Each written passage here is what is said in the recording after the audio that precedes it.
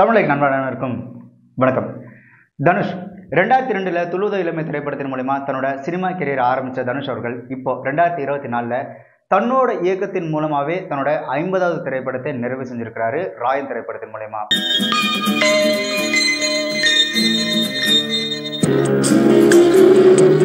இந்த சினிமா பொறுத்த வரைக்கும் ஒரு சில நடிகர்கள் மட்டும்தான் அந்த ப்ராமிசிங் ஆக்டராக இருப்பாங்க. அதில் மிக முக்கியமானவர் தனுஷ் அவர்கள். தனுஷ் அவர்களை பொறுத்த வரைக்கும் ப்ராமிசிங் ஆக்டர் அப்படின்னு சொல்லலாம். இந்த கலெக்ஷன் அப்படின்றதுலாம் செகண்ட் தான். பட் அவர் ஏற்றுக்கிட்ட அந்த கதாபாத்திரம் அப்படின்றது அந்த கதாபாத்திரத்துக்கு ஏற்ற மாதிரி தன்னால் என்ன சிறப்பான ஒரு நடிப்பை கொடுக்க முடியுமோ, சிறப்பான பர்ஃபார்மன்ஸை கொடுக்க முடியுமோ அதை ஒவ்வொரு திரைப்படத்திலையும் கொடுத்து எப்பவுமே தான் ஒரு ப்ராமிசிங் ஆக்டர் அப்படின்றத தொடர்ந்து நிரூபிச்சுட்டே தான் வராரு. சினிமாவில் ஹீரோ அப்படின்னா தனக்கு ஏற்ற கதையை மட்டும் தேர்ந்தெடுத்து, அதாவது ஒரு சில கதைகள் போகும்போது இல்லைப்பா எனக்கு இது செட் ஆகாது, இல்லை ஆடியன்ஸ் சேர்த்துக்க மாட்டாங்க அப்படின்னு சொல்லி ஒரு சில கதைகளை ஒதுக்கிட்டு தனக்கேற்ற கதைகளை மட்டும் தேர்ந்தெடுத்து நடிக்கிறவங்க ஹீரோ. ஆனால் எந்த கதை கொடுத்தாலும் அந்த கதையில் சிறப்பாக வெளிப்பட்டு சிறப்பாக செயல்படுறவங்க நடிகர்கள். ஸோ அப்படியான ஒரு நடிகர் தான் தனுஷ் அவர்கள். பொதுவாக அந்த சினிமா பிரபலங்கள் எனக்கு இந்த சினிமா நடிகர்லாம் பெரிய ஆசைலாம் இல்லைங்க, நான் அந்த சினிமா நடிக்க வந்ததே ஆக்சிடென்ட்லாம் நடந்த ஒரு விஷயம் தான் அப்படின்னு மேடைக்காக சொல்லுவாங்க. பட் இந்த விஷயம் அப்படின்றது தனுஷுக்கு கரெக்டா பொருந்தும். தனுஷ் அவரோட உண்மையான பேர் பார்த்தீங்கன்னா வெங்கட் பிரபு. அவங்க அம்மா அது வந்து வெங்கடேஷ் பிரபு அப்படின்னு சொல்லுவாங்க. பேரு வெங்கடேஷ் பிரபு நாங்க வச்சது. சினிமாவுக்காக தனுஷன் வச்சுட்டாரு. ஆனா நாங்க தனுஷன் கூப்பிடுறது இல்ல, பிரபுன்னு தான் கூப்பிடுவோம். அவருக்கு வந்து இந்த சினிமால நடிகர் ஆகணும் அப்படின்ற ஆசை சுத்தமா கிடையாது. ஏன்னா அவங்க சிஸ்டர்ஸ் 2 பேருமே பார்த்தீங்கன்னா டாக்டர்ஸ், அவங்க அண்ணன் பார்த்தீங்கன்னா மெக்கானிக்கல் இன்ஜினியர். நம்ம கூட பிறந்தவங்களாம் நல்லா படிச்சுக்கிறாங்க, அப்போ நாமளும் நல்லா படிக்கணும் அப்படின்ற ஆசை இருந்தவர் தான் தனுஷ் அவர்கள். ஆனால் அவங்க அப்பா கஸ்தூரி ராஜா அவரை பற்றி நல்லாவே தெரியும். என் ராசாவிலே படம் எடுத்தவர், அதுக்கப்புறம் எட்டுப்பட்டி ராசா, சோலைமா மாதிரியான திரைப்படங்கள் வெற்றி திரைப்படங்களாக கொடுத்துட்டு அதுக்கப்புறம் நானே சொந்தமாக படம் தயாரிக்கிறேன் அப்படின்னு சம்பாரிச்ச பணத்தில் சினிமாலே எழுந்தவர் தான் அவங்க அப்பா கஸ்தூரி ராஜா. நானும் அப்பாவை மாதிரியே ஃபிலிம் டைரக்டர் தான் ஆக போகிறேன் அப்படின்னு அவரோட பையன் செல்வராகவன் முடிவு பண்ணதுக்கப்புறம் சரி ஓகே நம்மளே எப்படி சினிமா குடும்பம் தான், சரி நம்ம பையனை ஆசைப்படுறான் அப்படின்னு சொல்லி ஆரம்பிக்கப்பட்ட திரைப்படம் தான் அந்த துளுவது இளமை திரைப்படம். அந்த படம் ஆரம்பிக்கப்பட்டது எப்போ அப்படின்னு பார்த்தீங்கன்னா 2000 ஆரம்பிக்கப்பட்ட ஒரு திரைப்படம். அது 2000 ஆரம்பிக்கப்பட்ட இந்த திரைப்படம் அப்படின்றது இந்த பணச்சிக்கல் மாதிரியான பல பிரச்சனைனால படம் பார்த்தீங்கன்னா ரொம்ப ஸ்லோவாக தான் டெவலப் ஆச்சு. அப்படியே இழுத்து பொறுமையாக தான் 2002 ரிலீஸ் ஆச்சு. அந்த துளுவது இளமை திரைப்படத்தோட கதை அப்படின்றது பார்த்தீங்கன்னா முழுக்க பள்ளி மாணவர்களை மையப்படுத்தின ஒரு கதை. இதில் வந்துட்டு நிறைய பேர் கிடைச்சிட்டாங்க, இன்னும் ஒரு பையன் கிடைக்கல அப்படின்னு முடிவு பண்ணதுக்கப்புறம் நம்ம பையனே நம்ம நடிக்க வச்சுட்டோம் அப்படின்னா நமக்கு பணமும் மிச்சம் அப்படின்னு சொல்லி நடிக்க வந்தவர் தான் வெங்கடேஷ் பிரபு அவர்கள். இன்னைக்கு நாம பார்க்குற தனுஷ். படிக்கணும்னு ஆசைப்பட்ட தனுஷ்க்கு படத்தில் நடிக்கிறது சுத்தமாக விருப்பமே இல்லை அப்படின்றதுனால நீ இந்த +1 ஹாலிடேஸில் மட்டும் இந்த படம் நடி, அதுக்கப்புறம் நீ திருப்பி வந்து ஸ்கூலு காலேஜ்னு அப்படியே கண்டினியூ பண்ணி நீ நடிக்க வரவேணா அப்படின்னு அப்படி சொல்லி கன்வின்ஸ் பண்ணி தான் படத்தில் நடிக்க வச்சிருந்தாங்க. ஆனால் +1 ஹாலிடேஸில் 2000 ஆரம்பிக்கப்பட்ட அந்த திரைப்படம் அப்படி இப்படின்னு நொந்து நூலாகி 2002 ரெடி ஆச்சு இல்லையா, அதுக்குள்ள அவரோட அந்த எஜுகேஷனும் பாதிக்கப்பட்டது. கஸ்தூரி ராஜா அவர்கள் ஏற்கனவே சொந்த படம் எடுத்து மிகப்பெரிய ஒரு நஷ்டத்தில் இருந்ததுனால இந்த துளுவது இளமை திரைப்படம் அப்படின்றது பார்த்தீங்கன்னா கிட்டத்தட்ட ஒரு வாழ்வா சாவா மாதிரி தான். இதில் தான் அவரோட ஃபியூச்சர், அவங்க பசங்களோட ஃபியூச்சர், எல்லாரோட ஃபியூச்சரும் அதில் அடங்கியிருக்கு. ஸோ அப்படி தான் அந்த திரைப்படமே ரிலீஸ் ஆச்சு. அந்த திரைப்படம் ரிலீஸ் ஆகும்போது பார்த்தீங்க அப்படின்னா அந்த திரைப்படத்தை டைரக்ட் பண்ணது செல்வராகவன் தான். ஆனால் திரைக்கதை வசனம் மட்டும்தான் செல்வராகவன் அவரோட பேர் வரும். இயக்கம் ஃபிலிம் பை அப்படின்னு பார்த்தீங்கன்னா அது வந்து கஸ்தூரி ராஜா அவரோட பேர் தான் வரும். ஒரு புது பையன் டைரக்ட் பண்ணியிருக்கான் அப்படின்னு சொன்னால் அந்த படத்தை வந்து பிஸ்னஸ் பண்ண முடியாது அப்படின்றதுனால கஸ்தூரி ராஜாவோட பேரை போட்டு தான் அந்த படத்தையே ரிலீஸ் பண்ணியிருந்தாங்க. படத்தை எப்படியே தட்டு மாதிரி 2002 ரிலீஸ் பண்ணதுக்கப்புறம் படத்துக்கு பார்த்தீங்கன்னா பயங்கரமான நெகட்டிவ் ரிவ்யூஸ். ஏன்னா படம் முழுக்க அவ்வளோ அடல்ட் கண்டென்ட். அதனால சென்சார் போர்டு பார்த்தீங்கன்னா அந்த படத்துக்கு ஏ சர்டிஃபிகேட் சென்சார் தான் கொடுத்துருந்தாங்க. பள்ளி மாணவர்கள், இந்த +1 +2 படிக்கக்கூடிய அந்த பள்ளி மாணவர்களோட அந்த மன தடுமாற்றத்தினால அவங்க எந்த மாதிரியான தவறான முடிவுகள் எடுக்கிறாங்க அப்படின்றதான் அந்த படத்தோட கதையாக அமைஞ்சதுனால அதில் நிறைய அடல்ட் கண்டென்ட் சேர்க்க வேண்டியதாக இருந்ததுனால அந்த படம் பார்த்தீங்கன்னா நிறைய பேர் முகம் சுழிக்கிற அளவுக்கு ஆயிடுச்சு. பட் இந்த நெகட்டிவ் ரிவ்யூவே அந்த படத்துக்கு வந்து கூட்டத்தையும் வர ஆரம்பிச்சது. அப்படி என்னதானே அந்த படத்தில் இருக்கு அப்படின்னு சொல்லி தான் அந்த படத்தை போய் நிறைய இளைஞர்கள் பார்க்க ஆரம்பிச்சாங்க. ஆக்சுவலாக அந்த படத்துக்கு வந்து அந்த யங்ஸ்டர் கூட்டம் அப்படின்றது யாருமே தனுஷை ரசிக்கவே இல்லை, தனுஷை ஒரு பொருட்டாக மதிக்க கூட இல்லை.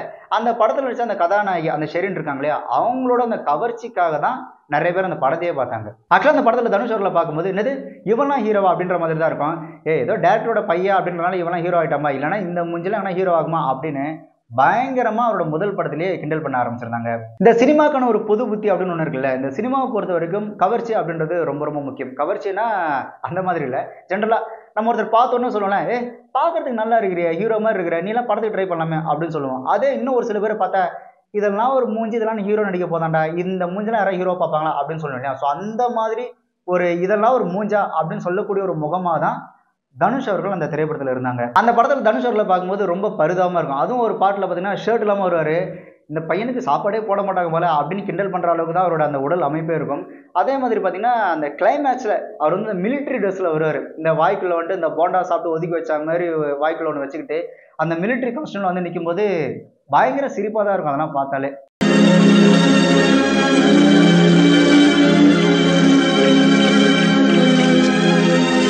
சினிமாவில் ஹீரோ ஆகிறதுக்கான எந்த விதமான ஒரு இலக்கணமும் அவர்கிட்ட இருக்கவே இருக்காது.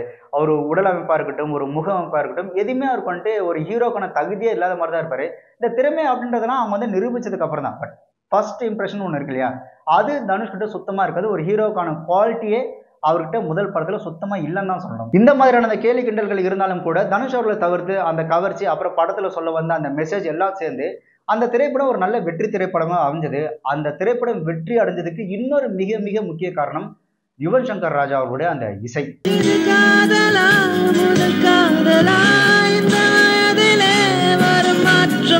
அந்த படத்துல வந்து எல்லா பாட்டுமே ஹிட். அதுல குறிப்பிட்டு சொல்லணும் அப்படின்னா அந்த நெருப்பு கூத்தடிக்குது பாட்டு பார்த்தீங்கன்னா பயங்கர ஹிட்.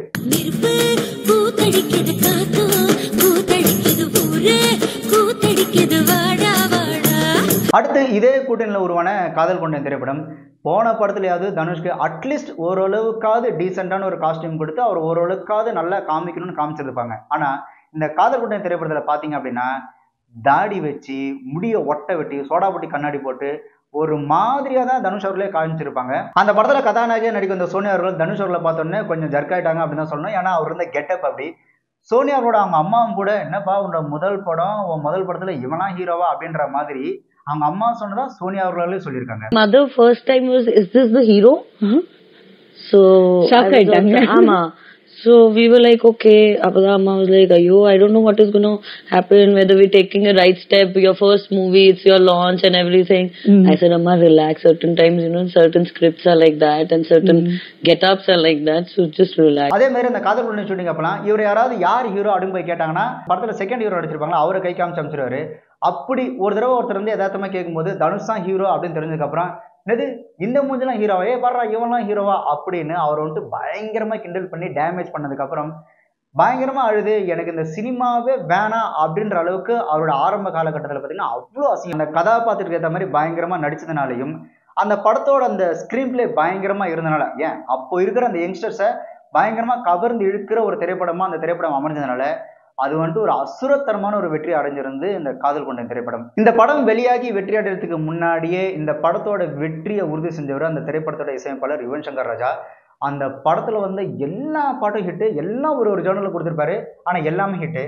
ஏன் யுவன் சங்கர் ராஜாவை இப்பவும் பல பேர் தலையில தூக்கி வச்சு ஆஹா ஓஹோன்னு கொண்டாடுறாங்க அப்படின்றதுக்கு இந்த காதல் கொண்ட திரைப்படத்தோட ஆல்பம் ஒரு மிகச்சிறந்த ஒரு உதாரணம். பாலைவனத்தில் நடந்திருந்தேன், நீ வந்து குடை விரித்தாய், தேவதையை கண்டேன், காதலில் விழுந்தேன், என் உயிருடன் கலந்து விட்டாய், தொட்டு போகும் தென்றல் தேகம் எங்கும் வீசாதோ, விட்டு விட்டு தூரும் தூரல் வெள்ளமாக மாறாதோ. இந்த படத்துல எனக்கு ரொம்ப பிடிச்ச பாட்டு அப்படின்னு பாத்தீங்கன்னா அந்த தொட்டு தொட்டு போகுங்கிறல் அந்த பாட்டு. அதுக்கப்புறம் அதுல வந்து ஒரு தீம் மியூசிக் வரும். அந்த தீம் மியூசிக்ல தனுஷோட டான்ஸ் ஆடுவாங்க. அது எனக்கு ரொம்ப பிடிக்கும்.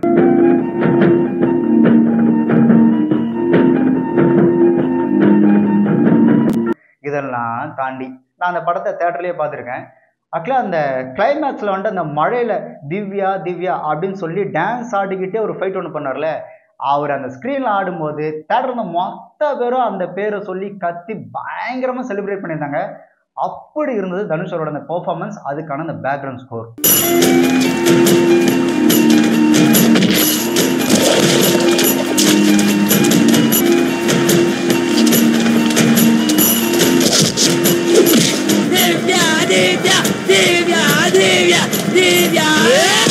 அந்த திவ்யான்ற பேர் அப்போ இல்லை இப்போ கேட்டாலுமே கொஞ்சம் திகிலாக தான் இருக்குது. அவரோட அந்த முதல் 2 திரைப்படத்தில் ஒரு மாதிரி சட்டில்டாக அமைதியாக ஒரு மாதிரியான ஒரு கேரக்டர் தான் அவர் நடிச்சிருப்பாரு. இவருக்கு இதுதான் வருமோ அப்படின்னு நினச்சிட்டு இருக்கும்போது தான் அவரோட 3வது திரைப்படமாக திருடா திருடி திரைப்படத்தை ரிலீஸ் பண்ணியிருந்தாரு.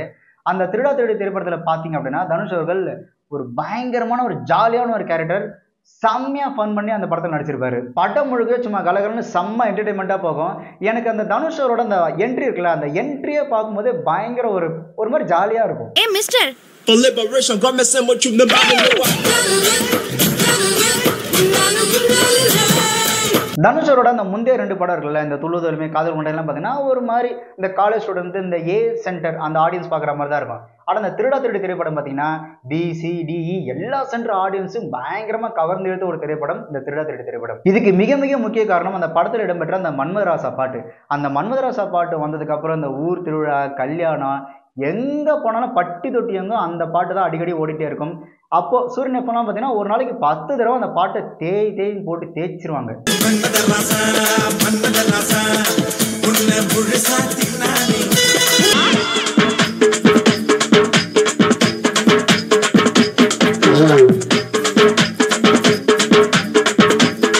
இதில் இன்னொரு இன்ட்ரெஸ்டான ஒரு விஷயம் என்னன்னா, அந்த மன்மதராசா பாட்டு அப்படின்றது அந்த திரைப்படத்தில் வேண்டா வெறுப்பா சேர்க்கப்பட்ட ஒரு பாட்டு தான். திருடா திருடி திரைப்படம் பார்த்தீங்கன்னா ஒரு ஜாலியான ஒரு லவ் சப்ஜெக்ட் திரைப்படம் தான். ஆனால் அந்த படத்தில் ஹீரோக்கும் ஹீரோயினுக்கும் அந்த ஒன்றா இருக்கிற மாதிரி ஒன்றா வரா மாதிரி ஒரு மெலடியோ ஒரு லவ் சாங் எதுவுமே இருக்காது. 2 பேரும் திட்டிப்பாங்க, 2 பேரும் முறைச்சிப்பாங்க, அப்படிதான் இருக்குமே தவிர லவ் சாங்கே இல்லாமல் எடுக்கப்பட்டதான் அந்த திருடா திருடி திரைப்படம். அதுக்கப்புறம் எப்படி ஒரு லவ் சப்ஜெக்ட் திரைப்படத்தில் 2 பேருக்கும் ஒரு பாட்டு இல்லைன்னா எப்படிப்பா அப்படின்னு சொல்லி அதுக்கப்புறம் வைக்கப்பட்டதான் அந்த மன்மதராசா பாட்டு. அதுவும் பட்ஜெட்டே இல்லாமல் எடுக்கப்பட்ட பாட்டு. பட்ஜெட் இல்லை அப்படின்றதுனால இந்த குரூப் டான்சர்ஸ் அந்த மாதிரி யாருமே இல்லாமல் வெறும் 2 பேரை மட்டுமே வச்சு எடுக்கப்பட்டதான் அந்த பாட்டு. அந்த பாட்டு தான் அந்த படத்தோட வெற்றிக்கு ஒரு மிக மிக முக்கிய காரணமாக அமைஞ்சது. இந்த மன்மதராசா பாட்டுமே ஒரு லவ் சப்ஜெக்ட் திரைப்படத்தில் ஒரு ஃபோக் சாங்கை தான் 2 பேருக்கு வச்சிருப்பாங்க தவிர ஒரு மெலடின்றது இருக்கவே இருக்காது. அந்த பாட்டில் தனுஷரோட அந்த டான்ஸுன்றது பார்த்தீங்கன்னா பயங்கர அல்டிமேட்டாக இருக்கும். அந்த லொக்கேஷனுக்கும் அந்த பிளாக் ட்ரெஸ்ஸுக்கும் செம்மையாக இருக்கும். இதை நான் சொல்லக்கூடாது, பட் நாங்கள் அப்போ பேசும்போது சொன்ன ஒரு வார்த்தை என்னென்னா, நரம்பு மாதிரி இருந்துட்டு என்னமா டான்ஸ் ஆடுறான் பாடுறா அப்படின்னு நாங்களாம் அப்போ பார்க்கும்போது ஒரு மாதிரி ஒரு ஜாலியாக கமெண்ட் அடிச்சுட்டு இருப்போம்.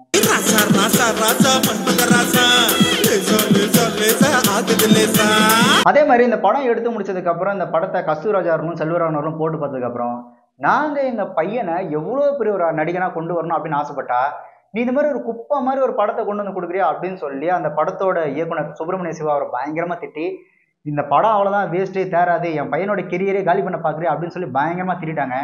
ஆனால் பாருங்க, படம் ரிலீஸ் ஆகி சக்க போர்டு போட்டு பட்டி தொட்டி எங்க பட்டை கலப்பி ஒரு மிகப்பெரிய ஒரு வெற்றி திரைப்படமா திருடா திருடி அமைஞ்சது. இந்த 3 திரைப்படமும் ஒரு மிகப்பெரிய ஒரு வெற்றி திரைப்படமா அமைஞ்சதுனால இனிமேல் தமிழ் சினிமாக்கே நீதாம்ல அப்படின்னு அவரை பயங்கரமா உசுப்பேத்தி நல்லா போயிட்டு இருந்த அவருடைய கெரியரை அப்படியே ஆக்ஷன் பக்கமா அந்த சினிமாவுக்குலாம் திருப்பி போட்டாங்க. அப்படி அவர் ஆசைப்பட்டு பேராசைப்பட்டு நடிச்ச ஒரு திரைப்படம் தான் புதுக்கோட்டையிலிருந்து சரவணன். அந்த திரைப்படத்தில் பார்த்தீங்கன்னா நிறைய நாடுகளுக்கு அந்த நாடு விட்டு நாடு போகிற மாதிரி அந்த படத்தோட அந்த காட்சிகள் அந்த கதைக்களம் அமைஞ்சதுனால தனுஷ் அவர்களை எப்படி கம்பேர் பண்ணியிருந்தாங்க அப்படின்னா, இந்த ரஜினி அவர்கள் கூட கமல் அவர்கள் கூட இந்த விஜய் அஜித் அவங்களாம் கம்பேர் பண்ணல, ஸ்ட்ரெயிட்டாக எம்ஜிஆர் தான்.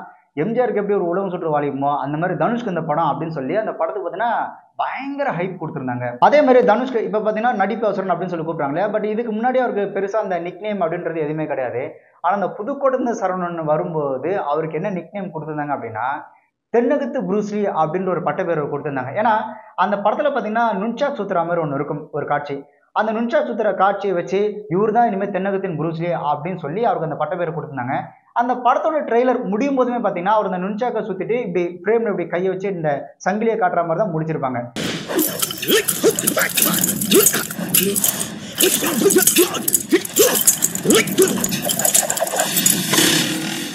அதை வச்சு இனிமே இவர் தான் தமிழ் சினிமாக்கு ஆக்ஷன் ஹீரோ அப்படின்ற மாதிரி ஓவரா பில்டப் பண்ணி கொடுத்துருந்தாங்களா. நல்ல வேலையா அந்த படம் ஓடலை. ஏன் அந்த படம் நல்ல வேலையா ஓடலை அப்படின்னு சொல்றேன்னா, அந்த மாதிரி படம்லாம் தனுஷ் அவர்கள் ஓடி இருந்ததுன்னா இன்னைக்கு தனுஷ் நம்ம இப்படி பார்த்துருக்க முடியாது. அதே மாதிரி வரிசையா 10 குப்பை படத்தை நடிச்சு நம்மளெல்லாம் நோக்கடி செஞ்சிருப்பாரு. ஆனா அந்த படத்துல வந்து அந்த நாட்டுச்சருக்கு நச்சுன்னு இருக்கு. அந்த பாட்டு செம்மையா இருக்கும். பார்க்கறதுக்கு இல்லை, கேட்கறதுக்கு மட்டும். பார்க்கறதுக்கு நினைச்சிடக்கூடாது.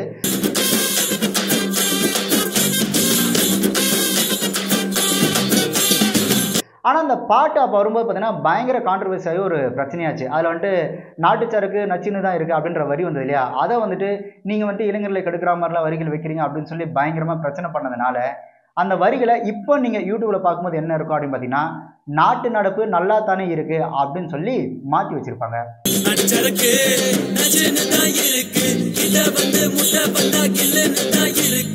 நாட்டு நடப்பு நல்லா தானே இருக்கு,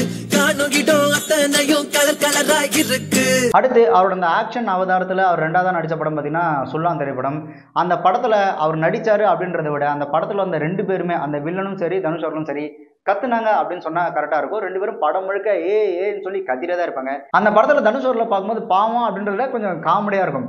அவர் என்ன பண்ணியிருப்பாங்கன்னா, அவர் வந்துட்டு பெரிய ஆக்ஷன் ஹீரோவாக காட்டுறேன் அப்படின்ற பேரில் இந்த கல்யாணத்தில் அல்மனோட ஃபேன் பெரிய ஃபேன் இருக்கும் இல்லையா, 2 ஃபேனை 2 பக்கம் நிற்க வச்சு நடுவில் அந்த பேப்பர் கவரை பறக்கோட்டா அது பாட்டு பறந்துட்டே இருக்கலாம். அந்த மாதிரி படம் முழுக்க ஸ்டண்ட் அப்படின்ற பேரில், அந்த மாஸ் காட்டுற அப்படின்ற பேரில் அவர் ரோப்பு கட்டி அந்த பேப்பர் மாதிரி, அந்த பேப்பர் கவர் மாதிரி பறக்க விட்டுட்டே இருப்பாங்க. நல்ல வேலையா இந்த சுல்லான் திரைப்படமும் அவருக்கு ஒரு தோல்வி திரைப்படமும் அமைஞ்சதுனால தமிழ் சினிமா தப்பிச்சது அப்படின்னு சொல்லலாம். அதுக்கப்புறம் இந்த மாஸ் மசாலாலாம் செட் ஆகாதுன்னு அவரே முடிவு பண்ணி ஒரு நல்ல படத்தில் நல்ல கதையில் நடிக்கணும்னு நடித்தது ஒரு திரைப்படம் தான் தேவதை கண்டன் திரைப்படம். அந்த படத்தில் வந்து எல்லா பாட்டுமே ஹிட்டு. அந்த படத்தில் ரொம்ப ஒரு சாதாரண ஒரு டிவி இருக்கிற பையனா அவ்வளோ யதார்த்தமாக நடிச்சிருப்பாரு. அது அவருக்கு ஒரு நல்ல வெற்றி திரைப்படமாக அமைஞ்சது.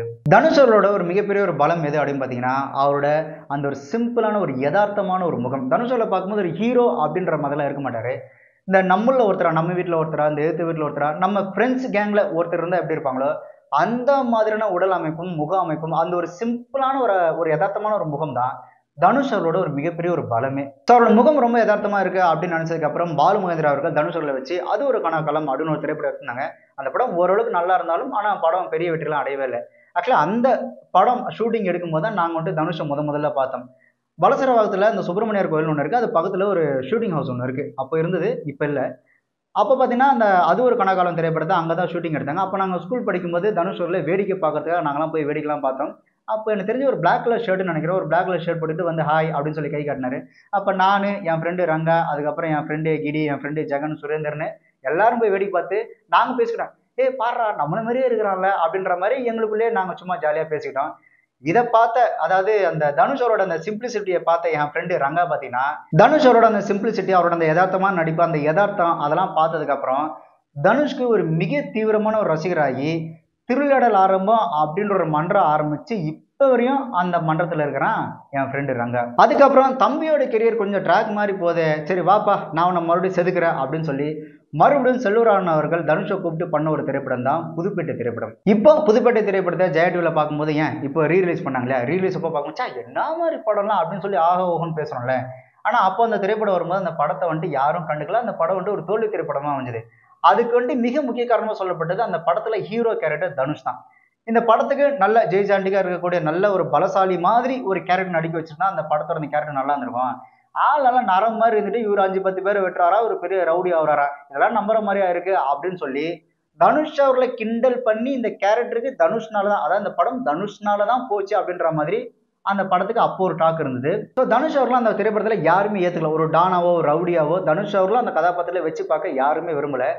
இன்னொன்று, அந்த படத்தில் வந்து அந்த அடல்ட் காட்சிகள், அந்த அடல்ட் காட்சிகள் அதிகமாக இருந்ததும் அந்த திரைப்பட தோல்விக்கு இன்னொரு முக்கிய காரணம். இதெல்லாம் தாண்டி அந்த திரைப்படத்தில் ஸ்னேகா நடிச்சிருப்பாங்க. அதுக்கு முன்னாடி ஸ்னேகா பார்த்தீங்கன்னா புன்னகை இளவரசி, குடும்ப பாங்கான அந்த கதாபாத்திரம் அப்படி தான் நடிச்சிருப்பாங்க.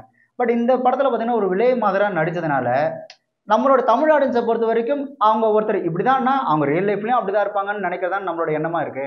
ஸோ அந்த மாதிரி ஸ்னேகா அவர்களை அந்த குடும்ப பாங்கா பார்த்துட்டு இந்த படத்துல ஸ்னேகா அவர்கள் இப்படி நடிச்சதுனால அதிலும் ஒரு சில பேர் ஏத்துக்கல. ஏன்னா அப்போ அந்த காலகட்டத்தில் ஸ்னேகாக்குன்னு ஒரு தனி ஆடியன்ஸ் இருந்தாங்க. இவ்வளோ ஏன் போன வாரம் கமலா தேட்டர்ல புதுப்பேட்டை திரைப்படத்தை ரிலீஸ் பண்ணியிருந்தாங்க. அப்போ நான் என் ஃப்ரெண்டு கிட்ட சொன்னேன், நான் அந்த மாதிரி புதுப்பேட்டை திரைப்படத்துக்கு போறேன் அப்படின்னு சொல்லும்போது, எது இந்த வேற ஒருத்தர் கல்யாணத்துக்கு போட்டு இந்த தாலியத்தை கட்டுவேன் அந்த படமா, அதெல்லாம் ஒரு படம், அதை போய் பார்க்க போறேன் அப்படின்னு சொன்னாங்க. அப்போதான் யோசிச்சோம், ஓ இன்னமும் ஒரு சில பேர் அந்த திரைப்படத்தை அந்த ஒரு கோணத்தை தான் பார்த்துட்டு இருக்கிறாங்க அப்படின்னு. பட் இப்போ அந்த திரைப்படத்தை பார்த்தோம் அப்படின்னா இன்ஸ்டியூட்ல வச்சு சீன் பை சீனா பிரிச்சு ஆங்கிள் இருந்து அந்த படத்தோட கலர் டோன்ல இருந்து அந்த படத்தோட ஸ்கிரீன் பிளே வசனத்துல இருந்து ஒரு கிளாஸ் எடுக்கிற அளவுக்கு ஒரு கிளாசிக்கான ஒரு திரைப்படமா செல்வராகவன் அவர்கள் அந்த திரைப்படத்தை இயக்கியிருப்பாங்க. வழக்கம் போல இவங்க காம்போல இந்த படத்தோட பாட்டி ஒரு மிகப்பெரிய வெற்றி பாடலாக கொடுத்திருந்தாரு யுவன் சங்கர் ராஜா அவர்கள். அப்போ வந்துட்டு எஸ்எஸ் மியூசிக்னு ஒன்று இருக்கும். அதில் பார்த்தீங்கன்னா இந்த எங்க ஏரியா உள்ள வராத பாட்டுகளை அதை போட்டு தேய்ச்சிட்டு இருப்பாங்க. எஸ்எஸ் மியூசிக்கும் சரி, சன் மியூசிக்கும் சரி. ஆனால் எனக்கு ரொம்ப பிடிச்ச பாட்டு இந்த புல் பேசும் பூ பேசும்னு ஒரு பாட்டுல, அந்த பாட்டு எனக்கு ரொம்ப பிடிக்கும். அதில் நடுவில் வர அந்த கிட்டார் இருக்குல்ல, அல்டிமேட்டாக இருக்கும்.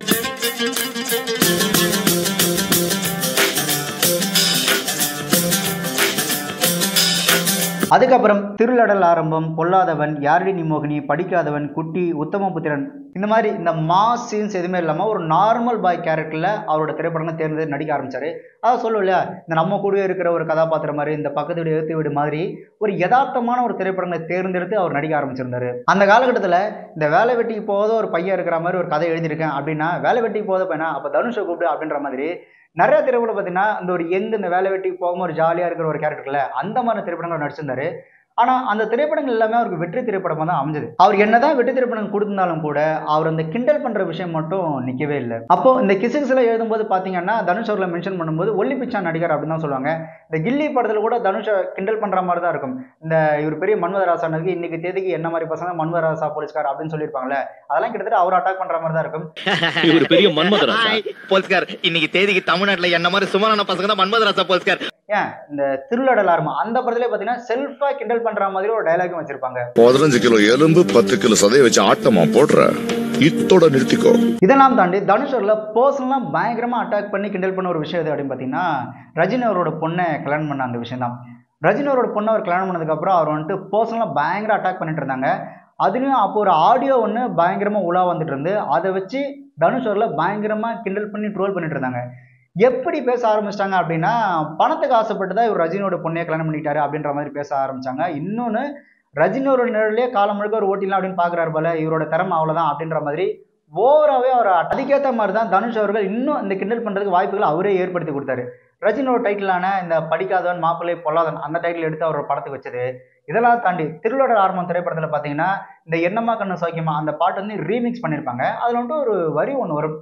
பிரகாஷ் ராஜ் அவர் பாடும்போது வெள்ளிப்பணம் என்னிடத்தில் கொட்டி கிடக்கு ஒல்லி பிச்சு ராஜாவுக்கு என்ன இருக்கு அப்படின்னு அவர் பாடுவார். அதுக்கு தனுஷ் அவர்கள் பாடும்போது பார்த்தீங்க அப்படின்னா வாரி தரும் வள்ளலுக்கு வாரிசு இருக்கு அப்படின்னு அவர் பாடியிருப்பாரு. இதை எப்படி கனெக்ட் பண்ணியிருந்தாங்கன்னா இவர் ரஜினியோட பொண்ணை கல்யாணம் பண்ணியிருக்காரு இல்லையா, ஸோ அந்த வசதியான ஒரு பொண்ணை கல்யாணம் பண்ணிட்டோன்றதை மென்ஷன் பண்ணுற மாதிரி அந்த வரியை வச்சு அவர் பயங்கரமாக ட்ரோல் பண்ணியிருந்தாங்க. ஆனால் பட் இப்போ அந்த பாட்டை கேட்டிங்க அப்படின்னா வாரி தரும் வள்ளலுக்கு சிஸ்டர் இருக்கு அப்படின்னு மாற்றிருப்பாங்க. பட் அப்போ வாரி தரும் வள்ளலுக்கு வாரிசு இருக்கு அப்படின்றதான் அதோட ஒரிஜினல் வரியாவே இருந்தது. வாரி தரும் வள்ளலுக்கு சிஸ்டர் இருக்கு, உங்க சிஸ்டருக்கு பிள்ளை தரும் யோகம் எனக்கு.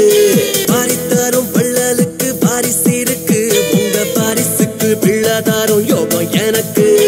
என்னதான் தனுஷ் அவர்களை இப்படி பர்சனல் அட்டாக் நிறைய பண்ணியிருந்தாலும் கூட மக்கள் முக்கியமாக யங்ஸ்டர்ஸ் அதை வந்து பெருசாக கண்டுக்கல. யங்ஸ்டர்ஸை பொறுத்த வரைக்கும் நம்மள மாதிரியே இருக்கிற நம்மள ஒருத்தா அப்படின்ற மாதிரி தான் தனுஷ் அவர்களை ஏற்றுக்கிட்டாங்க. அந்த காலகட்டத்தில் இந்த பொல்லாதவன் யாரடி மோகினி திரைப்படம்லாம் வரும்போது பார்த்தீங்கன்னா தனுஷ் அவர்கள் மாதிரியே நிறைய முடி வளர்த்து இவ்வளோ தூரம் ஃபங்க் விட்டுக்கிட்டு தனுஷ் அவர்கள் மாதிரியே கெட்ட போட்டு சுற்றினா நிறைய பேர் இருக்கிறாங்க. அதில் இந்த பொல்லாதவன் திரைப்படம் ரிலீஸ் ஆனதுக்கப்புறம் ஃபங்க் விட்டுக்கிட்டு பல்சர் எடுத்துக்கிட்டு அந்த பொல்லாதவன் படத்தில் வர அந்த ஹாரனையும் வச்சுக்கிட்டு ஜாலியாக சுற்றுனவங்க நிறைய பேர். ஸோ நடிகனை மக்கள் ஏற்றுக்கணும் அப்படின்னா அவன் வந்துட்டு தொடர்ந்து ஒரு 10-15 படம் நடிக்கணும், ஒரு 10 வருஷம் ஃபீல்டில் இருக்கணும் அப்படின்ற அவசியம் கிடையாது. ஒரு திரைப்படத்தில் கொடுக்கப்பட்ட கதாபாத்திரத்துக்கு அந்த கதாபாத்திரத்துக்கு நியாயம் சேர்க்கிற வகையில் அந்த நடிகர் நடித்தாலே போதுமானது, மக்கள் அவங்கள நடிகராக ஏற்றுப்பாங்க. அப்படி தான் தனுஷ் அவர்களை குறுகிய காலகட்டத்திலே நம்ம வீட்டு பையனா ஏற்று வீட்டு பையனா நம்ம ஃப்ரெண்ட்ஸில் இருக்கக்கூடிய ஒரு கேங்கா மக்கள் ஏற்றுக்கிட்டதுக்கான மிக முக்கிய காரணம் அந்த கொடுக்கப்பட்ட கதாபாத்திரத்துக்கு நியாயம் சேர்க்கிற வகையில் தனுஷ் அவர்கள் நடித்தது. ஸோ மக்கள் முக்கியமாக யங்ஸ்டர் வந்து தனுஷ் அவர்களை ஏற்றுக்கிட்டது மிக முக்கிய காரணம் தனுஷ் அவர்கிட்ட ஒரு சினிமாத்தனம் இருக்காது. நம்ம என்னதான் ஒருத்தர் வந்துட்டு ஹீரோவாக நம்ம ஸ்க்ரீனில் பார்த்தோம்னாலும் ஏதோ படம் முடியும்போது ஏதோ ஒரு இடத்துல வந்துட்டு ஒரு சினிமாத்தனமாக இருக்குது அப்படின்றது நம்ம ஃபீல் ஆகும். பட் தனுஷோட திரைப்படத்தை பொறுத்த வரைக்கும் அந்த சினிமாத்தனம் அப்படின்றது இருக்கவே இருக்காது. அப்படி அவர் யதார்த்தத்தோடு நடித்த ஒரு திரைப்படம் தான் ஆடுகளம் திரைப்படம். அவரோட அந்த யதார்த்த நடிப்புக்காகவே அந்த வருஷத்துக்கான நேஷனல் அவார்டு தனுஷ் அவர்களுக்கு கிடைச்சிருந்து. யோசிச்சு பாருங்களேன், திருடா திரை திரைப்படத்தில் ஒரு டைலாக் ஒன்று பேசியிருப்பாரு, 10 வருஷம் கழிச்சு நான் ஜனாதிபதி விருது வாங்குவேன் அப்படின்னு சொல்லியிருப்பாரு.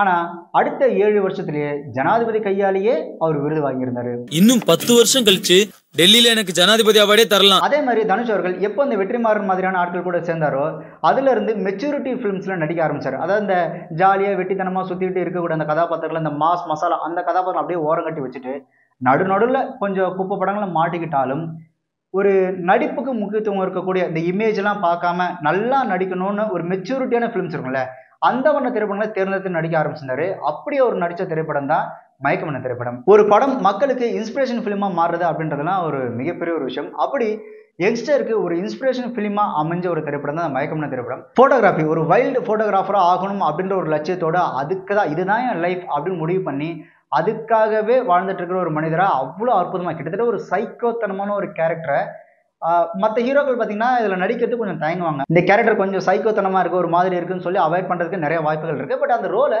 ரொம்பவே சிறப்பாக பண்ணியிருந்தாரு தனுஷ் அவர்கள். அதே மாதிரி அந்த ஹீரோக்கு சப்போர்ட்டிவாக வர அவங்களோட அந்த மனைவி அந்த யாமினி கதாபாத்திரம், அவங்க 2 பேரோட கதாபாத்திரம் பார்த்தீங்கன்னா அந்த படத்துக்கு அவ்வளோ வேல்யூவாக இருக்கும். ஸோ அந்த கேரக்டர் அந்த படமே பார்த்தீங்கன்னா நமக்கு பயங்கர இன்ஸ்பிரேஷனாக இருக்கும். அந்த படத்தில் வந்து எல்லா பாட்டையுமே ஹிட் பாடலாக கொடுத்துருப்பாரு ஜிவி பிரகாஷ் அவர்கள். பட் அந்த படத்தில் அந்த பிறை தேடும் இரவில் இருக்குல்ல, அந்த பாட்டு அல்டிமேட்டாக இருக்கும். அதுக்கப்புறம் தனுஷ் அவர்களை அடுத்த கட்டத்துக்கு கொண்டு போன ஒரு திரைப்படம்னா அது திரைப்படம் தான். அதுக்கு மிக முக்கிய காரணம் அந்த படத்தில் இடம்பெற்ற அந்த கொலவெறி சாங். அந்த கொலவெறி சாங் ரிலீஸ் ஆனதுக்கப்புறம் பல நாடுகளில் பல லாங்குவேஜில் பல வேர்ஷனில் பாடி ரிலீஸ் பண்ணியிருந்தாங்க. அந்த பாட்டு பார்த்தீங்கன்னா ஒரு இன்டர்நேஷனல் லெவல் ஹிட்னே சொல்லலாம்.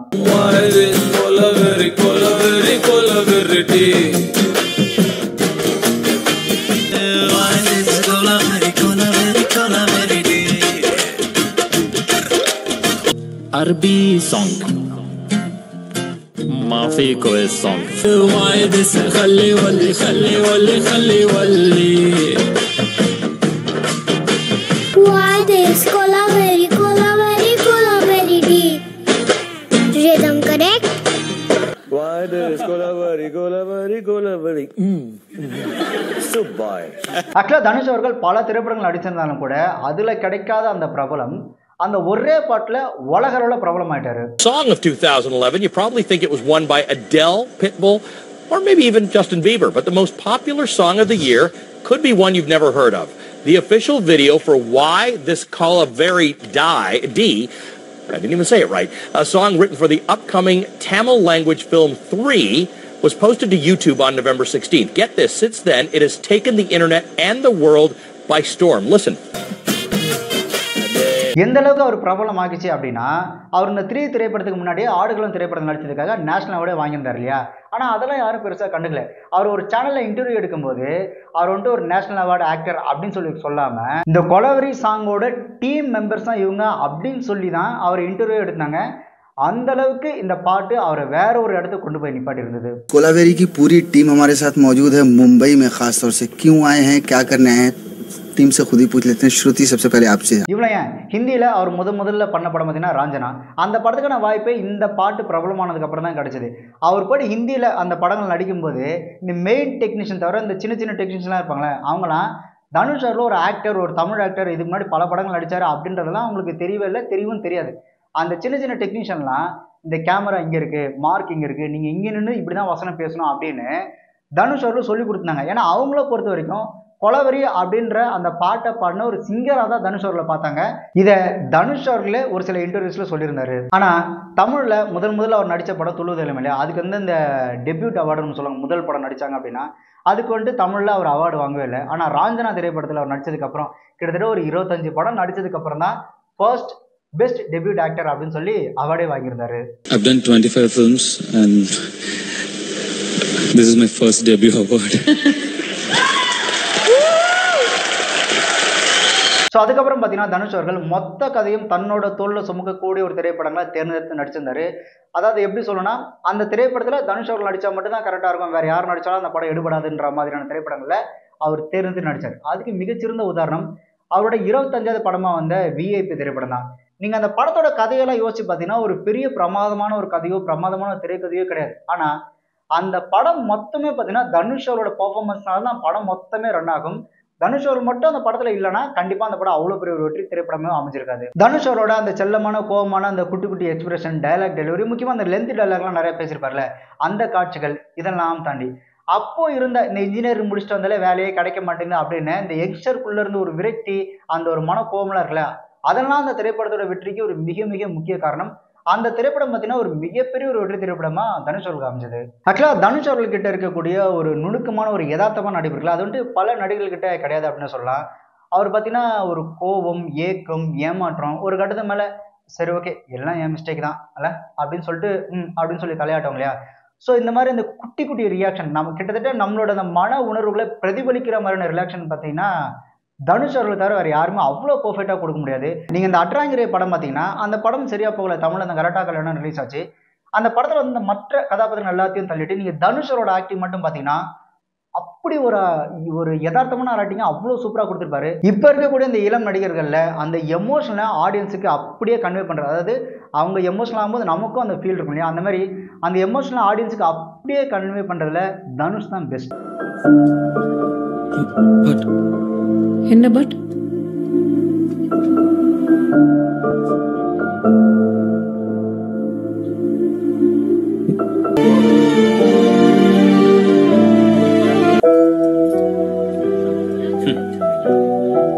வயசுக்கும் வாழ்ற வாழ்க்கைக்கும் சம்பந்தமே இல்லை. என் உலகம் வேற, உன் உலகம் வேற. எனக்கு வேற எதுவுமே தெரியாது யாமினி, இது மட்டும்தான். அத்தோட விட்டுருன்னு சொல்லி நான் அனுப்பிட்டு கேவனம் போட்டுக்கிறீங்க. இங்க வலிச்சதே இல்லடி, இப்ப வலிக்குது. நான் கார்ல தான் மறந்ததே இல்லை. வரட்டுமா? ஓ இஷ்டம். அதே மாதிரி தனுஷ் அவர்கிட்ட மற்ற நடிகர்கள் கற்றுக்க வேண்டிய மிக முக்கியமான ஒரு விஷயம் எதுன்னு பார்த்தீங்கன்னா ஸ்டோரி அண்ட் கேரக்டர் செலெக்ஷன். ஒரு நடிகரோட அடிப்படை தகுதியை ஒரு சரியான கதையை தேர்ந்தெடுத்து நடிப்பது தான். அதுக்கு தான் அவங்க சம்பளமே வாங்குறாங்க.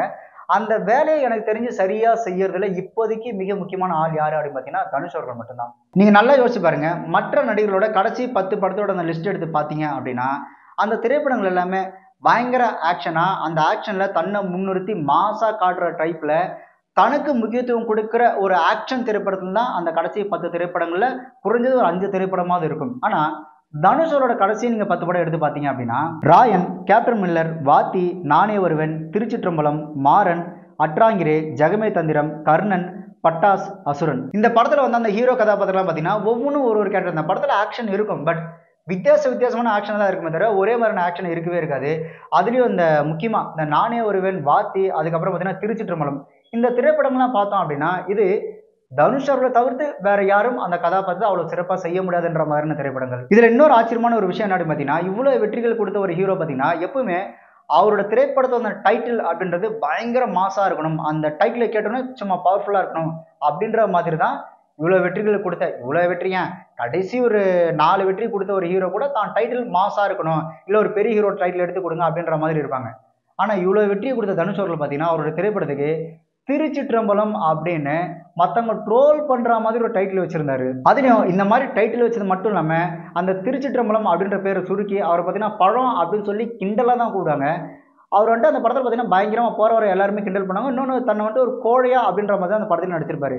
எனக்கு அதெல்லாம் பார்க்கும்போது ஆச்சரியமா இருந்து இவ்வளோ வெற்றியை கொடுத்துட்டோம், எனக்கு அந்த மாசாலாம் தேவையில்லை, என் மேலே நம்பிக்கை இருக்குது, இந்த படத்தில் நான் நடித்தா என்னை தவிர வேறு யாரும் நடிக்க முடியாத மாதிரியான திரைப்படங்களை அவர் தேர்ந்தெடுத்து நடிக்கிறார் இல்லையா, அது உண்மையிலே ஆச்சரியமான ஒரு விஷயம் தான். தனுஷ் அவர்கள் சினிமாக்குள்ள வரும்போது இவன்லாம் என்னடா பண்ணிட போகிறான் அப்படின்னு முன்னாடி என்னால் எல்லாமே பண்ண முடியும், என்ன வேணாலும் பண்ண முடியும் அப்படின்னு அவரோட வளர்ச்சியின் மூலயமா ஒவ்வொரு தடவை நிரூபிச்சிட்டே இருக்கிறாரு. தனுஷ் அவர்கள் பார்த்தீங்கன்னா அந்த நடிப்பை தாண்டி இந்த பாட்டுலாம் எழுத ஆரம்பிக்கும் போது அவர் வந்துட்டு அப்பயுமே கிண்டல் பண்ணியிருந்தாங்க. அவர் எந்த அளவுக்கு கிண்டல் பண்ணியிருந்தாங்க அப்படின்னா இந்த போயிட்டு தனுஷ் அப்படின்னு சொல்லுவாங்க. அதை வந்து இந்த ஜுங்கா படத்தில் பார்த்தீங்கன்னா தனுஷ் அவர்களை கிட்டத்தட்ட கிண்டல் பண்ணுற மாதிரி அவங்க தெரிஞ்சு வச்சாங்களோ தெரியாமல் வச்சாங்களோ, பட் அதை வந்துட்டு தனுஷை கிண்டல் பண்ணுற மாதிரி தான் அமைஞ்சது. இது கவிதை, இது எழுதிட்டு கீழே போயிட்டு தினேஷ் வேற போட்டுப்பேன், செம்மையா இருக்கணும், ட்ரெண்டா இருக்கணும், போட்டுக்கணும். ஆனால் தனுஷ் அவர்கள் இதெல்லாம் எதுவுமே பெருசாக கண்டுக்கவே இல்லை. அப்படி அதெல்லாம் எதுவுமே கண்டுக்காமல் அவர் எழுதின பாட்டு தான் இந்த மயக்கமன்ன திரைப்படத்தில் வந்து அந்த பெரிய தேடி மெருவில் அந்த பாட்டு, விஐபி படத்தில் வந்து அம்மா அம்மா பாட்டு. ஏன் விஐபி படத்தில் எல்லா பாட்டுமே அவர் தான் எழுந்தாரு. அந்த எல்லா பாட்டுமே அர்த்தமுள்ளதாகவும் பயங்கர வெற்றி பாடலாகவும் அமைஞ்சது. அதில் அந்த அம்மா அம்மா பாட்டுலாம் இருக்குல்ல, அந்த பாட்டெல்லாம் பார்த்தீங்கன்னா மனதளவில் பயங்கரமாக பக்குவம் அடைஞ்ச நபர்களால் மட்டும்தான் இந்த மாதிரியான வரிகள் வந்துட்டு அவங்களால எழுத முடியும். அப்படி ஒரு பக்குவமான ஒரு மனிதராக தான் தனுஷ் அவர்கள் இருக்கிறாங்க. இதெல்லாம் தாண்டி தனுஷ் அவர்களை நான் பார்த்து பயங்கரமாக ஆச்சரியப்பட்ட ஒரு திரைப்படம்னா அது அசுரன் திரைப்படம் தான். தனுஷ் அவரோட அந்த உருவத்துக்கும் அவரோட அந்த வயசுக்கும் கல்யாண வயசுல இருக்கக்கூடிய ஒரு பையனுக்கு அப்பாவா நடிக்கிற ஒரு கேரக்டரில் தனுஷ் அவர்களை நினைச்சு கூட பார்க்க முடியல. ஆனால் யாருமே நினைச்சு பார்க்க முடியாத ஒரு கேரக்டரை நடிச்சு காமிச்சிருந்தாரு தனுஷ் அவர்கள். கோவம், ஏக்கம், அழுக, வீரம் எல்லாத்தையுமே தன்னோட அந்த ஒரு வயசான அந்த ரோலில் அவ்வளோ அற்புதமாக வெளிப்படுத்தியிருந்தாரு தனுஷ் அவர்கள். அதுலேயும் அவர் குடிச்சிட்டு தள்ளாடி விழுந்து வீட்டில் வாந்தி எடுக்கிறது, அதுக்கப்புறம் புள்ளி அடிச்சதுக்கப்புறம் அடிச்சிட்டாங்களாயா அப்படின்னு சொல்லி ஒரு மாதிரி அழுதுகிட்டே ஒரு ஏக்கத்தோடு கேட்குறது. அதுக்கப்புறம் பார்த்தீங்கன்னா பையன் இறந்ததுக்கப்புறம் ஒரு இடத்துல நடந்து வருவார். நடந்து வரும்போது கொஞ்சம் கிறக்கமாக வந்து ஒரு இடத்துல உட்காந்து அங்கேருந்து ஒரு மாதிரி ஒரு எக்ஸ்பிரஷன் கொடுப்பாரு. அதெல்லாம் பயங்கரமாக இருக்கும். இதெல்லாம் தாண்டி இவ்வளோ பெரிய ஒரு இடத்துக்கு வந்ததுக்கப்புறம் கூட அந்த கதைக்கு அந்த கதாபாத்திரத்துக்கு என்ன தேவையோ அதை நான் கண்டிப்பாக செய்வேன் அப்படின்ற மாதிரி அந்த படத்தில் இந்த ஊராளுங்க காலில் விழுற மாதிரி ஒரு சீன் வரும். அதை வந்துட்டு வெற்றிமாறர்கள் சொல்லியிருந்தாங்க. அந்த காட்சி எடுக்கும்போது பயங்கர வெயில், ஒருத்தர் வந்துட்டு ஒரு தடவை இப்படி குனிஞ்சு அந்த எல்லார் காலையும் விழுற மாதிரி அந்த சீன்லாம் பார்த்தீங்கன்னா சாஸ்டாங்கமாக விழுந்து வந்திருப்பாரு. அந்த சீன் வந்துட்டு ரொம்ப கஷ்டம், ஏன்னா அவ்வளோ சூடாக இருக்கும். அவர் வந்துட்டு சிங்கிள் ஷாட்டில் அப்படியே எல்லார் காலையும் விழுந்துட்டு போகிற மாதிரி நாங்கள் எடுத்தோம். அதை எந்த வித ஒரு கஷ்டமும் படாமல் ஒரு முகசுழிப்பும் இல்லாமல் தனுஷ் அவர்கள் பண்ணியிருந்தாரு அப்படின்னு வெற்றிமாறர்கள் சொல்லியிருந்தாங்க. அதே மாதிரி ஒரு காலில் விழுந்து அந்த எழுந்து நடக்க அந்த நடைய ஸ்டைல்லாம் பார்த்தீங்கன்னா ஒரு வயசானவர் எப்படி இருப்பாரோ அதே மாதிரி தான் இருக்கும். அவரோட அந்த முக பாவங்கள்லாம் இருக்குல்ல, அந்த படத்தில் பயங்கரமாக மிரட்டிருந்தாரு. ஸோ ஒரு அசுரத்தனமான நடிப்பை அந்த அப்பா கதாபாத்திரத்தில் தனுஷ் அவர்கள் கொடுத்தனால தான் அசுரன் திரைப்படத்துக்கு தனுஷ் அவர்களுக்கு அந்த நேஷனல் அவார்டு கிடைச்சது. அந்த நடிப்பை பார்த்ததுக்கப்புறம் இந்த தனுஷ் அவர்கள் அந்த நடிப்பு அசுரன் சொன்னாங்களே அது கரெக்ட் அப்படின்ற மாதிரி எல்லாருக்கும் தோணுச்சு. ஐயா போட்டோ பிடிச்சா ஐஸ் குறைச்சிரும் சொல்லி சொல்லி ஒரு போட்டோ கூட பிடிச்ச வைக்காம விட்டோமே, அப்பாவால ஒன்றும் பண்ண முடியாம போயிட்டேன். ஜாக்கிரதையா இருக்கணும்ப்பா.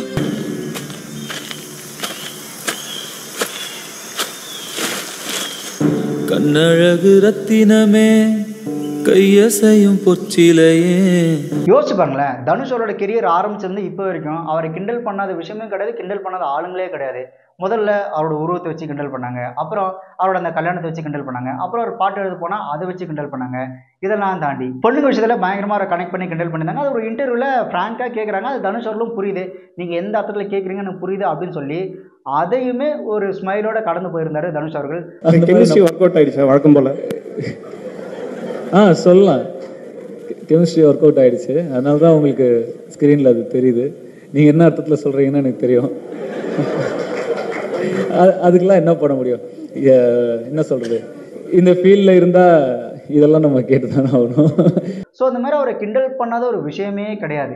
இப்படி அவர் என்ன தான் தனுஷ் அவர்களை கிண்டல் பண்ணாலும் அவர் கேலி பண்ணாலும் கூட இந்த கிண்டல் கேலி அப்படின்றது பார்த்தீங்கன்னா, இவன்லாம் எங்கடா பெரிய ஆளாக வந்துட போகிறான் அப்படின்னு நினச்சவங்க இன்னும் பெரிய ஆள் ஆகிட்டான் அப்படின்னு ஆனதுக்கப்புறம் அவரை வந்துட்டு எப்படி சொல்கிறது, ஒரு அவரோட மென்டல் ஹெல்த்தை மென்டலி அவர் அட்டாக் பண்ணலான்றதுக்காக நடத்தப்பட்ட ஒரு விஷயங்கள் தான் இந்த ஆர்ட் ஒர்க், இந்த கிரியேட்டிவ் ஒர்க்லாம் பண்ணுறாங்களே, அவங்க வந்துட்டு எப்பயுமே நம்ம மென்டலாக யாராவது அட்டாக் பண்ணாங்க அப்படின்னா அவங்களால அந்த ஒர்க்கில் வந்துட்டு ஃபோக்கஸ் பண்ண முடியாது. இப்போது ஒருத்தர் சொல்லி இன்னொருத்தர் ஒரு வேலையை செய்கிறது இருக்குல்ல, அது அவ்வளோ கஷ்டம்லாம் கிடையாது, அதை அவங்க செஞ்சுருவாங்க. பட் இந்த ஆர்ட் ஒர்க்கு, இந்த கிரியேட்டிவ் ஒர்க்குன்னா அவங்க உட்காந்து யோசிக்கணும். ஸோ அந்த யோசிக்கிற அந்த மென்டல் இருக்குல்ல, அந்த மென்டல் ஹெல்த் அந்த ஸ்பாயில் பண்ணிட்டாங்க அப்படின்னா அவங்களால கண்டினியூ ஒர்க் பண்ண முடியாது அப்படின்றது தான் சைக்கலாஜிக்கலு. ஸோ அந்த மாதிரி தனுஷ் அவர்கள் பார்த்தீங்கன்னா ஆரம்பத்துலேருந்து இப்போ வரைக்குமே அவரோட அந்த மென்டல் ஹெல்த்தை எப்படிலாம் ஸ்பாயில் பண்ணலாம் அப்படின்றதுக்காகவே அவர் வந்துட்டு பயங்கரமாக கிண்டல் பண்ணியிருந்தாங்க. ஏன் இப்போ ஒரு டிவோர்ஸ் ஆச்சு இல்லையா, அதை வச்சுமே அவரை பயங்கரமாக ட்ரோல் பண்ணிட்டு தான் இருந்தாங்க. அதே மாதிரி நம்மளோட லைஃப்பில் இவங்களாம் எனக்கு இப்படி பண்ண மாட்டாங்க அப்படின்னு சொல்லி நம்ம ஒருத்தர் மாதிரி ஒரு மிகப்பெரிய ஒரு நம்பிக்கை வச்சுருந்துருப்போம்.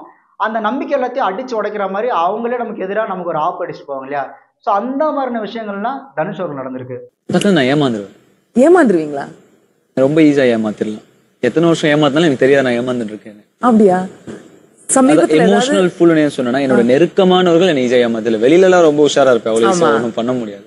பட் நம்ம ரொம்ப நம்புறோம் இல்லைங்களா ஒரு சிலர்கிட்ட, அவங்க நம்மள வருஷமா ஏமாத்திட்டு இருந்தா கூட எனக்கு தெரியாது. நான் லாஸ்டா சொன்னது, I think you can never earn a friend like me ever again அப்படின்னு சொல்லிட்டு I hung up. இன்னொன்று, நம்மளோட அந்த அருமை தெரியாமல் நம்மளை வந்து அவமானப்படுத்தி இந்த அசிங்கப்படுத்துறாங்க இல்லையா, அவங்க முன்னாடி உனக்கு என்னோட வேல்யூ தெரியல, அதே மாதிரி நான் என் கோவத்தை காட்டுற அளவுக்கு நீ ஒன்றும் அவ்வளோ ஒர்த்தும் கிடையாது, நான் என் கோவத்தை உன்ட்ட காமிச்சு என் தரத்தை நான் குறைச்சிக்க வரும்ல, நான் யார் அப்படின்றது உனக்கு தெரியும் அப்படின்னு அந்த இடத்துல அந்த அவமானப்பட்ட இடத்துலையே இருந்து ஜெயிச்சு காட்டுறது இருக்குல்ல, அதுதான் வந்துட்டு ஒரு முக்கியமான ஒரு விஷயம். அது எல்லாருக்கும் தேவையான ஒரு விஷயம் கூட.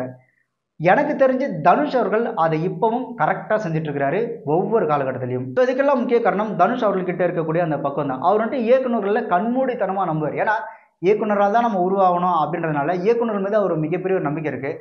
உதாரணத்துக்கு பார்த்தீங்கன்னா, இந்த விசாரணை திரைப்படத்தை வந்து நீங்கள் தான் ப்ரொடியூஸ் பண்ணணும் அப்படின்னு வெற்றிமாறன் அவர்கள் தனுஷ் கிட்ட கேட்கும்போது, நான் கதை சொல்கிறேன் நீங்கள் கேளுங்க ஆஸ் ஏ ப்ரொடியூசராக அப்படின்னு சொல்லும்போது, கதைலாம் சொல்லாதீங்க, நீங்கள் சொல்கிற கதை எப்படி நல்லாயிருக்கும், அப்புறம் நானே இந்த படத்தில் நடிக்கிறேன் அப்படின்னு சொல்லி நான் நடிக்க முன்னுறேன், அதனால் இதெல்லாம் வேண்டாம், உங்களுக்கு எவ்வளோ வேணும்னு சொல்லுங்கள், அந்த பணத்தை கொடுக்குறேன், நீங்கள் இந்த படத்தை எடுங்க அப்படின்னு சொல்லி கதையே கேட்காம வெற்றிமாறனை நம்பி இன்வெஸ்ட் பண்ண ஒரு திரைப்படம் தான் அந்த விசாரணை திரைப்படம். அதே மாதிரி தான் அந்த காக்கா முட்டை திரைப்படம். இந்த படம் நல்லா இருக்கு, ஆனால் யாரும் அடுத்த கடத்து கொண்டு போகலாம் அப்படின்னு தெரிஞ்ச உடனே அந்த படத்தை வாங்கி ரிலீஸ் பண்ணவர் தான் தனுஷ் அவர்கள். அதுக்குள்ளே நான் வந்து ஒரு சின்ன படம் முடிச்சிடுறேன், 4 மாதத்தில் முடிச்சிடுறேன் அப்படின்னு. And that took 2 years. Sir sir என்ன கதை அப்படின்னா, சார் கதைலாம் வேணாம் சார், கதை கேட்டால் அப்புறம் எனக்கு நடிக்கணும்னு ஆசை வந்தால் பிரச்சனை ஆகிடும், அதனால் எவ்வளோ பணம் வேணும்னு கேளுங்க நான் கொடுக்குறேன், நீங்கள் அதை எடுத்துருங்க. இதெல்லாம் தாண்டி இந்த வடச்சென்னை திரைப்படத்தில் அந்த படம் தனுஷ் அவர்களை விட்டு நான் வெளியே போய் படம் பண்ணுறேன் அப்படின்னு சிம்பு அவர்களை வைத்து ஆரம்பிக்கப்பட்ட ஒரு திரைப்படம் தான் இந்த வடச்சென்னை திரைப்படம். சிம்பு அவர்கள் தனுஷோட காம்படிட்டர் அப்படின்றது இண்டஸ்ட்ரியில் எல்லாருக்குமே தெரியும். அப்படி தெரிஞ்சும் வெற்றிமாறன் அவர்கள் சிம்பு அவர்களை வச்சு தான் அந்த படத்தை ஆரம்பிச்சிருந்தாங்க. அப்போ வந்துட்டு பேப்பரில் பயங்கரமாக எழுதிருந்தாங்க, அது மாதிரி தனுஷ்க்கும் வெற்றிமாறனுக்கும் ஒத்து போகல, 2 பேருக்கும் பயங்கர சண்டை, அதனால தான் தனுஷோட காம்படிட்டரான சிம்பு வச்சு இந்த படத்தை வெற்றிமாறன் எடுக்கிறாரு அப்படின்னு பயங்கரமாக பேப்பரில் எழுதவும் ஆரம்பிச்சிருந்தாங்க. சிம்பு அவர்களை வச்சு பூஜை போட்டு அந்த படத்தை ஆரம்பிச்சிருந்தாலும் வழக்கம் போல் சிம்பு அவர்கள் வேலை காட்ட அந்த படம் பார்த்தீங்கன்னா டேக் ஆஃப் ஆகாமல் அப்படியே இருந்தது. ஆனால் வடச்சென்னை அப்படின்றது சிம்பு அவர்களை வச்சு ஆரம்பிக்கப்பட்டது அப்படின்றது இண்டஸ்ட்ரியில் எல்லாருக்குமே தெரிஞ்சு போச்சு. படம் டேக் ஆஃப் ஆகல அப்படின்னு தெரிஞ்ச உடனே மறுபடியும் வெற்றிமாறன் தனுஷ் அவர்கிட்ட வந்த உடனே, நீங்கள் ஏன் டைரக்டர் வாங்க படம் பண்ணலாம் அப்படின்னு மறுபடியும் அந்த வடச்சென்னை திரைப்படத்தை தன்னோட தயாரிப்பிலே ஸ்டார்ட் பண்ணியிருந்தாரு தனுஷ் அவர்கள். வெவ்வேறு இடங்கள்ல இருந்தது, நிறைய காஸ்ட் எல்லாம் செலக்ட் பண்ணோம், பேசணும், போனோம். முதல்ல சிம்புவோட பண்ணுறதா இருந்தது, அதுக்கப்புறம் வந்து அது அவர் வேற ஒரு கமிட்மெண்ட்ல இருந்ததால் அது பண்ண முடியல. நீங்கள் யோசிச்சு பாருங்க, என்னை விட்டு நீங்கள் வெளியே போய் படம் பண்ணது அப்படின்றதே அவருக்கு ஒரு கோபமாக இருந்திருக்கலாம். அதெல்லாம் தாண்டி சிம்பு என்னோட காம்படிட்டர்னு தெரிஞ்சும் கூட, இண்டஸ்ட்ரியில் எல்லாருக்கும் தெரியும், அப்படி தெரிஞ்சும் கூட நீங்கள் சிம்பு வச்சு ஒரு படத்தை ஆரம்பிச்சிருக்கீங்க அப்படின்ற ஒரு கோவம் அவருக்கு இருந்திருக்கலாம். அதெல்லாம் விட சிம்பு அந்த படத்தை ட்ரா பண்ண உடனே அந்த ரோலில் என்னையே நடிக்க கூப்பிடுறீங்க பார்த்தீங்கன்னா அப்படின்ற ஒரு கோவம், ஈகோ இருந்திருக்கலாம். ஆனால் தனுஷ் தான் பக்குவப்பட்ட ஆளாச்சே, அந்த கோவம் ஈகோ எதுவுமே இல்லாமல் வாங்க நம்ம படம் பண்ணலாம் அப்படின்னு சொல்லி ஆரம்பிக்கப்பட்ட ஒரு திரைப்படம் தான் இந்த வடச்சென்னை திரைப்படம். இதில் இன்னொரு ஹைலைட்டு, அந்த படத்தில் ராஜன் கேரக்டர், அந்த அமீர் இருக்கார்ல, அவர் தான் படத்தோட முக்கிய கேரக்டர், அவர் தான் ஹீரோ. நீங்கள் யோசிச்சு பாருங்கள், தனுஷ் வந்து ஒரு பெரிய ஹீரோ, அமீர் வந்து ஒரு பெரிய ஹீரோலாம் ஒன்றும் கிடையாது, தனுஷ் தான் பெரிய ஹீரோ. இன்னொன்று தனுஷ் தான் அந்த படத்தோட தயாரிப்பாளருமே. தனுஷ் நினச்சிருந்தா இல்லை சார் நம்ம அந்த கதையில் கொஞ்சம் மாற்றலாம், எனக்கு கொஞ்சம் மாசான சீன்ஸு, எனக்கு முக்கியத்துவம் கொடுக்குற மாதிரி காட்சிகளை மாற்றுங்க அப்படின்னு சொல்லி தனுஷ் நினச்சிருந்தா அவர் கேட்டிருந்துருக்கலாம். அவர் கேட்டிருந்தா கண்டிப்பாக வெற்றிமாறர்கள் பண்ணி தான் ஆகணும், ஏன்னா படத்தோட தயாரிப்பாளரே அவர் தான். ஆனால் அப்படி எதுவுமே சொல்லாமல் அந்த படத்துக்கு இதுதான் தேவை, இதுதான் சரி அப்படின்னு தனுஷ் அவர்கள் பார்த்தீங்கன்னா இந்த குணா செந்தில் மாதிரி அந்த கும்பலோட கும்பலான ஒரு கேரக்டராக தான் வந்திருப்பாரே தவிர கிளைமேக்ஸில் மட்டும்தான் அவர் கொஞ்சம் வேல்யூ இருக்கும். மற்றபடி படத்தில் ஒரு மெயின் பில்லர், மெயின் ஹீரோனா அது அந்த ராஜன் கேரக்டரான அமீர் அவர்கள் தான். பட் இது எதுவுமே யோசிக்காம ஏன் டேரக்டர் கண்டிப்பாக நல்லா எடுப்பாருன்ற நம்பிக்கை இருக்குல்ல, அதுதான் ஒரு பக்குவப்பட்ட மனுஷனோட அந்த சிந்தனை அப்படின்றது. தனுஷ் அவர்களை பார்க்கும்போது எனக்கு ஆச்சரியமா இருக்கிற ஒரு விஷயம் அப்படின்னு பார்த்தீங்கன்னா, இவ்வளோ அவமானங்கள், இவ்வளோ கிரிட்டிக்ஸ் எல்லாத்தையும் தாண்டி 2 நேஷனல் அவார்டு வாங்கி படத்துக்கு நல்ல நல்ல பாடல்கள் எழுதி ஒரு நல்ல இந்த பவர் பாண்டியா அப்படின்ற ஒரு நல்ல திரைப்படத்தை இயக்கி இங்கேருந்து ஹிந்திக்கு போய் ஹிந்தியிலேருந்து ஹாலிவுட் படங்கள் நடித்து நீ என்னை அவமானப்படுத்திட்டே இரு, நான் தமிழ் சினிமாவுக்கு பெருமை சேர்த்துட்டே இருக்கிறேன் அப்படின்னு தொடர்ந்து அவரோட பயணத்தை தொடர்ந்துட்டே தான் இருக்கிறாரு இப்போ வரைக்கும். ஒரு நல்ல நடிகராக இப்போ பார்த்தீங்கன்னா அடுத்து வந்துட்டு இந்த குபேரா படம் நடிக்கிறாரு, அப்புறம் இளையராஜா சாரோட பயோகிராஃபி அது நடிக்கிறாரு, அப்புறம் வந்துட்டு ஒரு ஹிந்தி படத்தை நடிக்கிறாரு. இதில் வந்துட்டு நடுவில் இந்த கேப்பில் பார்த்தீங்கன்னா ராயன் அப்படின்ற ஒரு படத்தை டைரக்ட் பண்ணிட்டாரு, அப்புறம் படத்துக்கு பல படங்கள் பாட்டு எழுதுறாரு. இதேமாதிரி நிலவுக்கு என்மன் என்னோட கோபம் அந்த படத்தை டைரக்ட் பண்ணுறாரு. இன்னும் ஒரு மியூசிக் மட்டும் தான் பண்ணல. அவங்க சொல்கிற மாதிரி அவர் வந்துட்டு வேறு எதுலையாவது கவனம் செலுத்தி டைவெர்ட் ஆகியிருந்தாருன்னா கண்டிப்பாக இதெல்லாம் அவரால் பண்ணவே முடியாது. இந்த சினிமா துறையில் தனுஷ் அவர்கள் விருப்பமே இல்லாமல் வந்திருந்தாலும் கூட இன்னைக்கு எல்லாரும் விரும்பக்கூடிய ஒரு நடிகராக அவர் மாறி இருக்கிறாரு. ஆனால் இவரோட ஆரம்ப காலத்தில் இவரோட உருவம், இவரோட கல்யாணம், இவரோட பர்சனலாக பயங்கரமாக அட்டாக் பண்ண பல பேர் பார்த்தீங்க அப்படின்னா இன்னைக்கு ஒவ்வொரு ஸ்டேஜ்லையும் என்னை படம் பண்ண விடாமல் தடுக்கிறாங்க, என்னை வந்துட்டு கெடுக்கிறாங்க, எனக்கு வந்து சூனியம் வைக்கிறாங்க, நான் வந்து ரெடி ஆகிட்டேன், வண்டி இப்போ தான் ஃபியூல் போட அந்த மெக்கானிக் ஷெட்டில் நிற்கிது, நான் கிளம்பிட்டேன், இனிமேல் விட்டவே மாட்டேன், இனிமேல் ஆகும்னு சொல்லி அப்படி தான் கத்திருக்கேன் தவிர, அதாவது அவங்க செய்கிற தவிர அடுத்தவங்க மேலே தான் பழி போடுறாங்களே தவிர அவங்களோட தவிர அவங்க புரிஞ்சுக்கிறதே கிடையாது. ஆனால் இவங்க கிண்டல் பண்ண தனுஷ் அவர்கள் பார்த்தீங்க அப்படின்னா நடிப்பு அசுரன் அப்படின்றத தாண்டி வேலையிலையும் ஒரு அசுரனாக தான் இப்போ சினிமா இண்டஸ்ட்ரியில் அவர் இருக்கிறாரு. ஸோ தனுஷ் அவர்கிட்ட நம்ம கற்றுக்க வேண்டிய ஒரு விஷயம், நம்மளோட தகுதி என்னன்னு தெரியாமல் நம்மளை அவன் அவமானப்படுத்தி தான் இருப்பான். நாம நம்மளோட தகுதி என்ன அப்படின்றத அவனுக்கு ஒவ்வொரு தடவை நிரூபிச்சுட்டு போயிட்டே இருக்கணும் அப்படின்றத. இதெல்லாம் தாண்டி என்னதான் அவமானப்படுத்தினாலும் ஒரு பக்குவப்பட்ட ஒரு மனிதராக இப்படி தான் இருக்கணும் அப்படின்னு கண்டிப்பா நம்ம தனுஷ் அவர்கிட்ட கத்துக்கலாம். நம்ம யாருன்னு எனக்கு தெரியும், என் அப்பா அம்மாவுக்கு தெரியும், என் பசங்களுக்கு தெரியும். உங்களுக்காக ஒரு பதில், காலம் பதில் சொல்லுது.